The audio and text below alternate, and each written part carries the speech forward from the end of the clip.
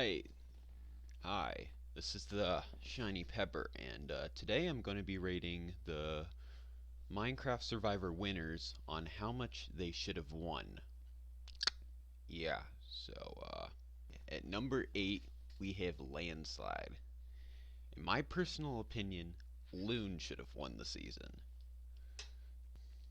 The only really move he did was turning on Chris Blue and getting him out, and then just sort of having a good social game when Loon had a more physical and strategical uh, game. And yeah, I really don't think Landslide should have won. So, number 7, we have Infernox. Before we get into his strategy, why was he put in Heroes vs. Villains? He was very forgettable in Season 3 Ivory Coast, and he didn't really do much. He was a pre-merge boot. And I have no clue to how he got into Heroes vs. Villains, but Heroes vs. Villains really gave him a chance. I mean, a chance that Ivory Coast never did.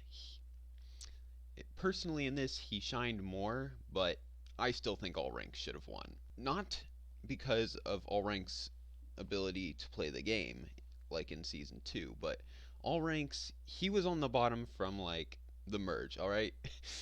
For being loud and for being strategic in his last season. He had to get all the way to the end. Most of that was from, like, winning physical challenges, but also choosing the right alliance and, like, flip-flopping a bit. But I do think Infernox deserved the win more than Landslide did. At number 6, we have Trevor. Now, most of you watching this video probably know about the Season 7 Caribbean drama, where Killer leaked some info about it. Honestly, Killer would have won that season if he didn't get disqualified, but breaking the rules does mean you're disqualified, so I mean, he lost fair and square, alright?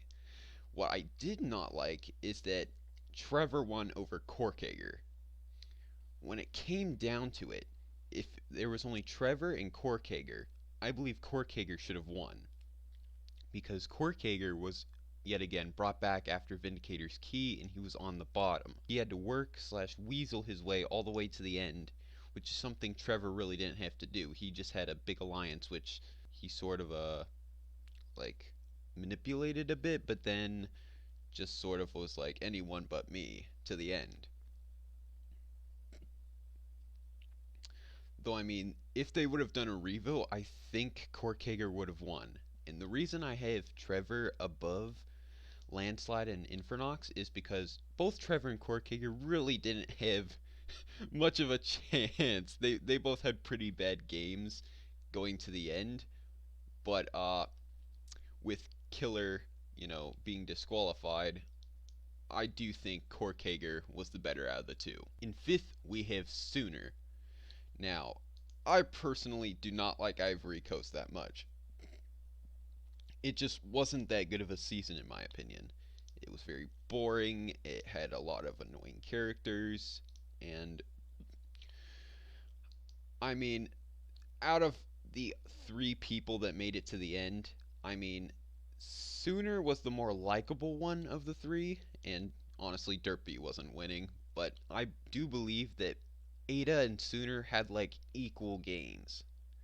Ada could have won that, but I believe Sooner did a bit better jury management, so this is where like the winners are slowly getting above the people they took to the end. Like past 3, I was like someone else should have won, but Sooner, I do believe he should have won over Ada purely by jury management. He was a lot nicer to the contestants, and I believe he did flip-flop at one point, or at least was trying to. So yeah, that's why Sooner's here. But Ada also had a really good game. At number 4, we have Jerry. The thing about Survivor Rarema or Season 2 is that it's my second favorite. And going into the merge, there was really five people which were really like all really good players with really good strategy, sort of duking it out to get to the end. And those five were All Ranks, Caleb, Echo, Jackal, and Chris. And then there was four people on the bottom who sort of just were just there as numbers, and that was Jerry, Nifty, Ben, and Vision. Jerry was on the bottom for almost the entire game, along with the two people he brought to the end, Ben and Vision. He the only thing he really did was convince Caleb to vote out Chris and then voted out Caleb when he lost the immunity. I really don't like that Jerry got to the end. All right, I really wanted one of those five good players to win, but Jerry, he he outwitted and outplayed them, which got him to the end, and he went up against Vision, who Vision, he's a funny character, but he was not winning. And Ben, yeah, after Echo left, Ben was just very bottom, possibly below Vision. I don't I don't know. Maybe he was a bit above Vision, but yeah. Vision and Ben were brought along to the end, and Jerry was the clear winner out of them. All right. At number 3, we have Sting. Now, Sting did more of a Infernox sort of playing the game. He was sort of at the bottom, and he was weaseled his way all the way to the end, even though multiple times people wanted him out. He got the big alliance to flip on each other and vote each other out. And honestly, Jason wasn't winning. He did terrible jury management and really didn't do anything of importance the entire game.